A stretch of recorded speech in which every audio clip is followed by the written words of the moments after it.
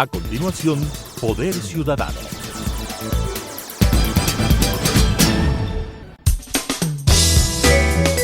Clasificación B, bajo supervisión de un adulto.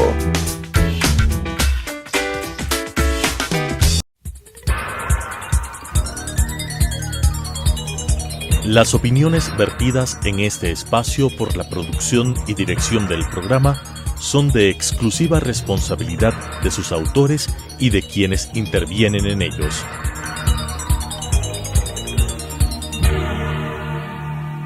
Telesucesos Canal 29 UHF presenta Poder Ciudadano, una ventana construida desde la visión plural ciudadana para la expresión de sus anhelos, demandas y aspiraciones, con la conducción del Dr. Patricio Picón. Poder Ciudadano. La batalla del Pichincha marca un antes y un después de la denominada Real Audiencia de Quito, colonia del Reino de España, abriendo puertas de lo que hoy es la República del Ecuador, cuya proclamación se dio el 11 de septiembre de 1830. Ahora que conmemoramos los 200 años de esta gesta histórica, tenemos el deber de hacer una revisión de su verdadero alcance y sus consecuencias en la conformación de la realidad latinoamericana. Esta noche, el programa Poder Ciudadano tiene el alto honor de recibir al periodista y escritor Fausto Jaramillo Yerovi, con quien vamos a hacer precisamente una revisión en torno a esta gesta histórica, y además vamos a hablar sobre un aporte de un libro que hace Fausto al país y al mundo, que se llama Ñucanchi Cuna, libro que es de autoría precisamente de mi invitado de esta noche. Bienvenido, Fausto, buenas noches. ¿Cómo era lo que hoy es la República del Ecuador antes del 24 de mayo de 1822? Buenas noches, Patricio. Muchísimas gracias por invitarme a dialogar contigo en este espacio de Telesucesos. Respondiendo a tu pregunta, Patricio, en ese momento Ecuador no existía. Hasta ese momento habíamos sido la Real Audiencia de Quito, que en términos modernos podríamos decir que se trataba de una provincia, bien sea del Virreinato de Bogotá en unos casos o del Virreinato de Lima en otros casos. Pero en ningún momento el territorio actual del Ecuador fue independiente. Era apenas una provincia, bien sea de lo uno o de lo otro. Por lo tanto, no tenía la categoría política e institucional que tenían los virreinatos. Es así. ¿Cuáles son los antecedentes que dieron origen a la batalla del Pichincha? Bueno, son varios. Yo creería que comienzan en el siglo XVIII, en 1700, cuando se producen una serie de hechos en la historia mundial que van a desembocar en lo que ahora conocemos como la independencia americana. Primero, la gran revolución industrial, que hace que el salto cualitativo económicamente y políticamente va a tener una trascendencia enorme. ¿Por qué? Porque el dinero que genera la revolución industrial sale de las manos de la monarquía y pasa a ser poseída por quienes tenían el acceso a la máquina, que se van a llamar luego los burgueses. Burgo viene de ciudadanos. Ellos son los que van a tener el dinero. Los reyes pierden ese poder, pierden el dinero. En muchos casos tienen que recurrir al burgués a que les preste dinero. Este cambio tan grande, tan profundo en la economía, se traduce también en un gran cambio político, cuando la Revolución Francesa acaba con el reinado de Luis XIV, demostrando al mundo que los todopoderosos reyes no eran invencibles. Les destroza esa aura de invencibilidad, de de ser invencibles los reyes, y Europa empieza a perder confianza en los reyes, y poco a poco se va desmoronando la monarquía.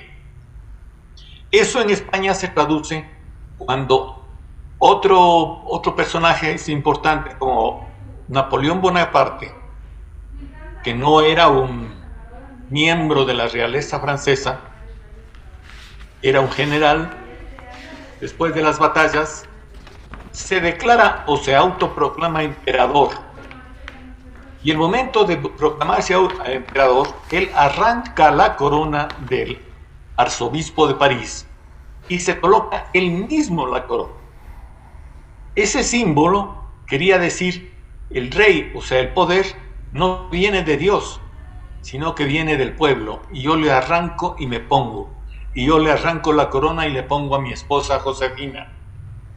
Entonces deja de ser esa imagen del todopoderoso hijo de Dios el que logra dominar. Napoleón Bonaparte empieza luego un reinado, como se acostumbraba en aquellas épocas, de anexarse territorios. Mientras más territorios tenía, era más poderoso. Y se le ocurre atacar a Portugal. Pero para atacar a Portugal tenía que atravesar España. Y entonces firma un convenio con España, mediante el cual le dan paso a los ejércitos de Napoleón para que invada Portugal. En realidad resultó ser una trampa política que puso Napoleón, porque con ese tratado todos los ejércitos de España se ponen a disposición de Napoleón, y Napoleón simplemente invade España, invade Portugal y se apropia de toda la península ibérica. Destrona al rey de España y pone en su lugar a su propio hermano, José I, más conocido como Pepe Botellas. Parecería que le encantaba. También. Fausto, luego de este breve recorrido en torno a los antecedentes históricos del exterior, te pido de favor, por lo corto que tenemos en el programa, nos concentremos ahora a los antecedentes internos que se daban en la Real Audiencia, que parten por el 10 de agosto, por el 2 de agosto, luego la independencia de Guayaquil. También me gustaría que nos hagas un repaso de lo que significó la contribución a la independencia de lo que hoy es el Ecuador, de Miguel Gijón León, otavaleño, de Eugenio de Santa Cruz y Espejo y del propio Juan Pío Montúfar. Patricio, entonces veamos. En ese contexto que te había comenzado a contarte, resulta que España se vuelve en contra de Napoleón y Napoleón toma preso al rey de España, y los pueblos de España se levantan en unas juntas patrióticas a gobernarse a sí mismos hasta que venga el rey, hasta que el rey se ha vuelto al trono. Esa misma figura se impone en lo que es ahora América. Todas las grandes manifestaciones de libertad que comienzan en América siempre tienen la frase hasta el retorno del rey. Esa figura que se implantó en España se repite entonces en América. El primer grito de la independencia, el 10 de agosto de 1809, en la proclama del 1809 está también esa frase: nos declaramos independientes, vamos a gobernarnos hasta que sea devuelto el rey a su trono. Con eso se amparan, como para tapar un poco, disimular o camuflar, como querramos llamarlos, las verdaderas intenciones. Eran de los criollos el empezar a gobernarse a sí mismos, abandonar ya España y empezar a gobernarse a sí mismos. Y aquí viene otra cuestión que también es sumamente importante. En 1769, se produce en Estados Unidos la creación de la primera república, ya no monarquía, sino que se dicta la Constitución de los Estados Unidos de Norteamérica. Y empieza a haber una república. Entonces ya hay un ejemplo político a cual imitar, y entonces empiezan a buscarse la forma de liberarse y establecer repúblicas en este territorio. Repúblicas que ya no tienen un rey, tienen un presidente, ya no es hereditario, empieza a haber votación, ya no es todopoderoso, sino que el poder se divide en tres: ejecutivo, legislativo, judicial. Cierto. Empiezan a cambian las reglas del juego. Y eso naturalmente a España no le gusta. Y en España vuelve a tratar de dominar esas tierras y se producen las grandes manifestaciones bélicas que van a culminar con la independencia de América y por ende también con la independencia del Ecuador. Entre 1810 y 1820, prácticamente todo lo que es el territorio de Sudamérica se convierte en un territorio de repúblicas y abandona el sistema monárquico que imperaba en España. ¿Cuál es, te decía, la contribución en la gesta histórica de Miguel Gijón, Eugenio Espejo y Juan Pío Montúfar? A ver, veamos. En este contexto que estamos manejando, se produce en Europa especialmente dos hechos fundamentales. Uno, que durante la caída del imperio, caída de la monarquía, viene una especie como de resurgimiento del pensamiento y de la filosofía en Europa. Todo el mundo empieza a estudiar, a creer en la ciencia, la máquina ya está presente, es decir, viene un surgimiento de la inteligencia y del pensamiento, que es conocido como la Ilustración, ¿no? Aquí en América no teníamos eso. El sistema educativo seguía reproduciendo lo que decía España. Y eso es lo que fue a buscar en España precisamente Miguel Gijón León. Exacto. La Ilustración llega a América a través de estos personajes. Se crea una especie como de sociedad de amantes de la ciencia en la que interviene mucho Eugenio Espejo. Eugenio Espejo con Nariño de Colombia forman una sociedad amantes de esto porque eran ilustrados, pensaban en ilustración. Ya se había escrito en Europa los diccionarios y entonces vienen los enciclopedistas que pensaban en forma más general en todo lo que estaba sucediendo en la ciencia, en la política y en la administración del Estado. Entonces, con esas ideas, Miguel Gijón León, Eugenio Espejo y todos estos hombres que constan un listado, lo vamos a ver. Todos estos hombres precisamente lo que hacen es aportar. Ignacio Acevedo, Francisco de Aguilar, Miguel Aguirre, Juan Albán, Santiago Cortés, Maximiliano Coronel, Sancho de Escobar, etcétera, etcétera. Todos estos hombres lo que aportan es las ideas que van a servir de base para la revolución militar que va a ser encabezada por Bolívar. Mi querido Fausto, ¿cómo se conformó el ejército gran colombiano que lucha en las faldas del Pichincha? Es verdad que habían 3 ilustres mujeres que también pelearon y que también estuvieron de manera heroica luchando por la libertad. Por supuesto que es verdad, Patricio, pero el ejército de Sucre, creo que es necesario cambiar un poco el chip, como dirían ahora los jovencitos. Adelante. En esos momentos, en 1820, se había producido 3 hechos fundamentales en el Ecuador. El primero es el 5 de agosto en Esmeraldas. El segundo es el 9 de octubre en Guayaquil. Y el tercero, el 3 de noviembre en Cuenca. ¿Cómo no? Los 3 se declaran independientes. Tanto es así que los 3 tienen su propia constitución. Se declaran así con constitución en la mano.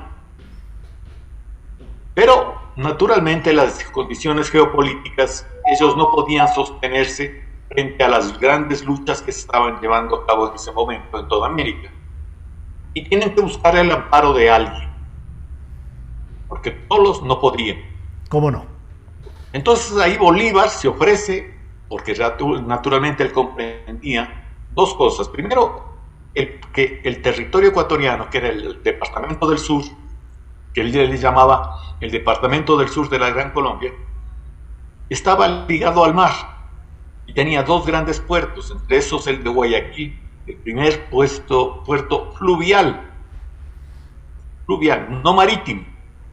Entonces eso es diferente. Y Bolívar intenta acercarse sobre todo a Olmedo, para formar una alianza para que Guayaquil se una a Colombia.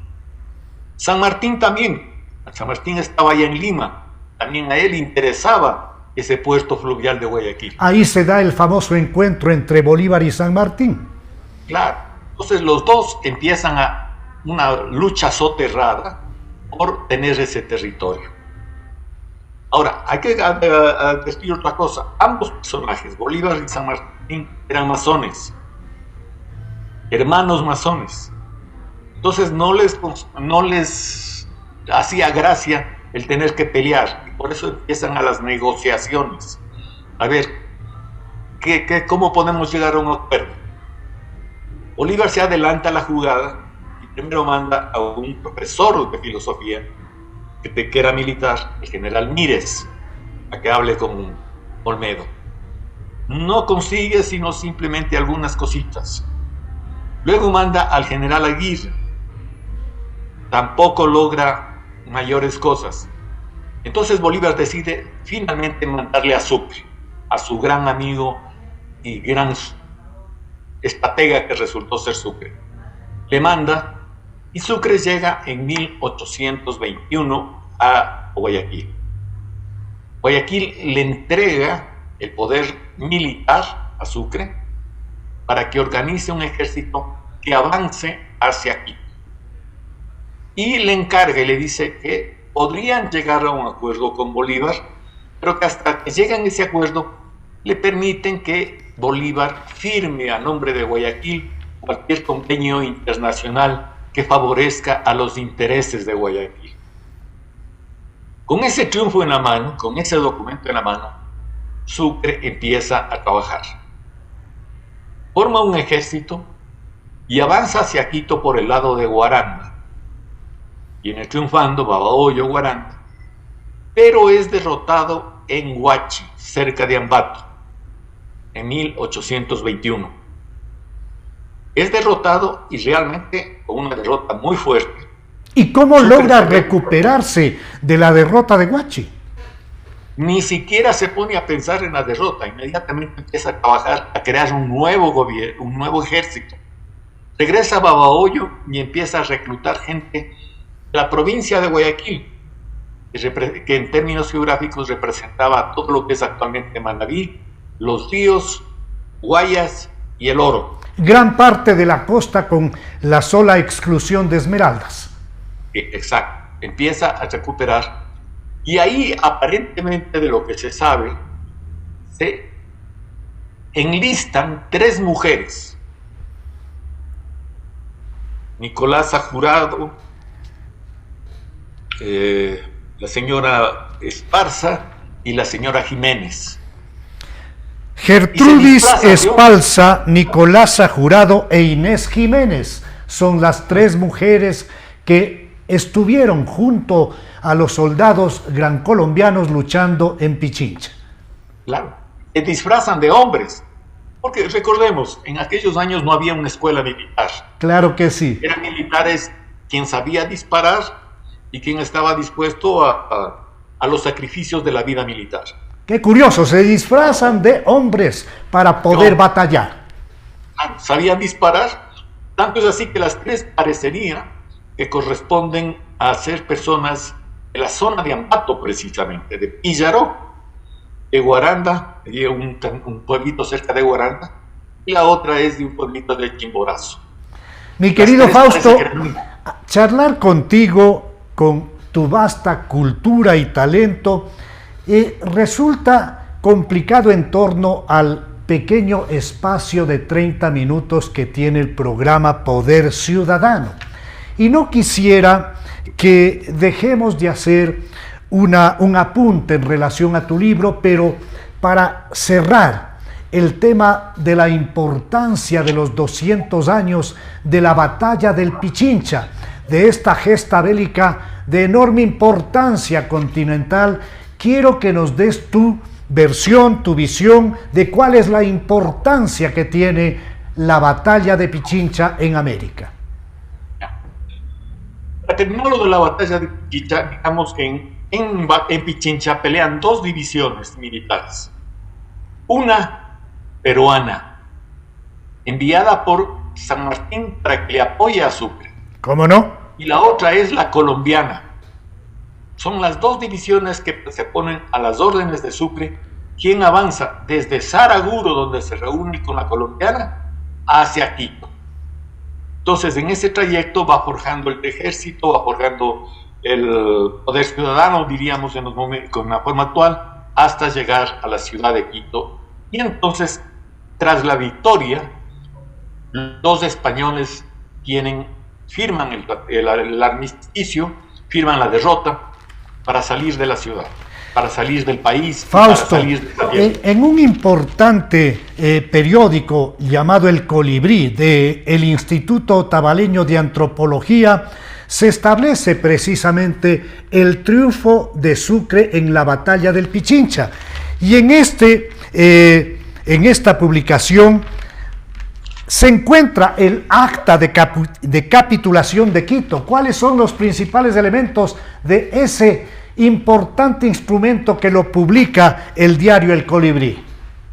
Básicamente, junto con la derrota, Sucre magnánimamente les permite a los oficiales españoles optar por dos condiciones: o se quedan en este territorio como ciudadanos americanos, les degrada militarmente, pero se quedan a trabajar y vivir aquí, o la otra, si prefieren, regresarse a España y les da las facilidades para que se vayan, bien sea por Panamá o bien sea por Santa Marta. Entonces, el acta de capitulación, lo principal es decirles: señores, se acabó el ejército, váyanse, y ustedes ya no tienen nada que hacer aquí, váyanse. Entonces, el grueso del ejército español se acaba, ya no queda solamente un rezago que luego se presentará en Ibarra, en la batalla de Ibarra, comandada por un pastuso, por un ciudadano de Pasto, se llama el coronel Agustín Agualongo. Fausto, yo voy a quedar en deuda con nuestros televidentes para tener un segundo encuentro con el periodista y escritor Fausto Jaramillo para hacer toda una reseña de su obra extraordinaria que significa los aportes de Imbabura al indigenismo, Ñucanchi Cuna. En una nueva oportunidad hablaremos de eso. Sin duda, Fausto, la libertad es todo un proceso que sigue en marcha, que está en elaboración diaria.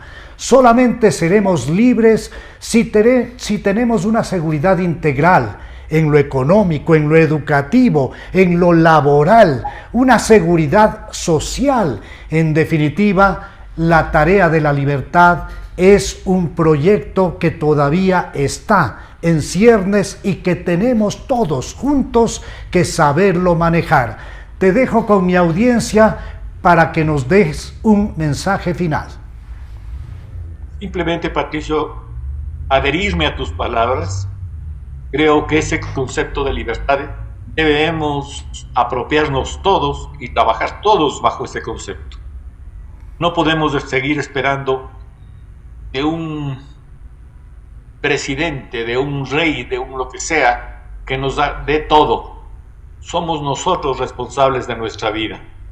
Y como tal, todos debemos unirnos a trabajar bajo ese concepto que tú acabas de expresar de lo que es la libertad. Yo soy responsable de mi vida, soy responsable de la vida de los demás. Yo me uno y juntos trabajemos con esa libertad y con esa democracia. Si no entendemos eso, no podremos seguir adelante. Sin duda. No podremos seguir. Así es, la voz y el talento de Fausto Jaramillo Yerovi ha estado en Poder Ciudadano. Con ustedes nos volvemos a encontrar en la señal de Telesucesos el próximo viernes a las 21 horas y el domingo a las 21:30. Una buena noche.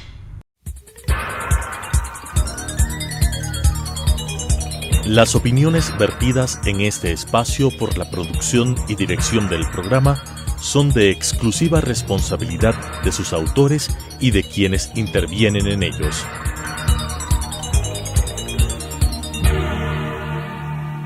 Telesucesos Canal 29 UHF presentó Poder Ciudadano, una ventana construida desde la visión plural ciudadana para la expresión de sus anhelos, demandas y aspiraciones, con la conducción del doctor Patricio Gijón.